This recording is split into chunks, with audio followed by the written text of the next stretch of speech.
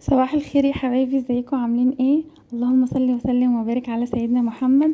ما عادش وقت بقى وكلنا مشغولين وكده، فكله يعني بيدور على اسرع حاجات عشان ينظف بيها الشقه وكده وتجيب نتيجه فعاله. هننضف النهارده سيراميك الشقه كله ونلمعه بثلاث مكونات بس.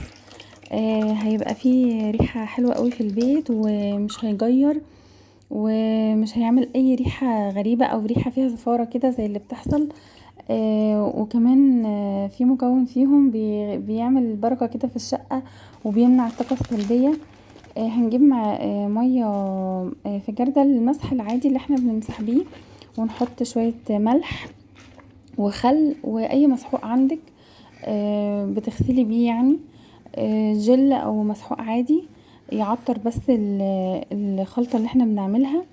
وهتلاقي السيراميك الغامق كمان بالذات مش هيبقى فيه تجييره كده زي اللي بتحصل، ويبقى يعني ايه، في علامات كده بعد المسح بعد ما ينشف، هيبقى بيلمع وتحفه وجميل قوي.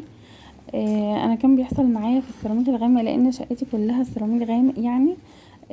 كان بيحصل تجيير كده وكأن السيراميك متمسحش الاول. لما جربت الخلطه دي بالذات الخل كمان بيخلي السيراميك يلمع وما يسيبش اي علامات خالص.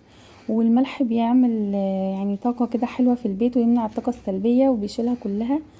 وكمان واحنا بنمسح كده وبننضف نشغل قرآن كده هنخلص بسرعة وكل الشقة هتنضف وتبقى جميلة. الخلطة دي هتعمليها للشقة كلها، مش هتاخد اي وقت منك، وهتلاقي السيراميك كله نضف وتعطر وبقى ريحته تحفة. جربوها كده وقولولي رأيكم في التعليقات. ان شاء الله تعجبكم يا حبايبي بإذن الله.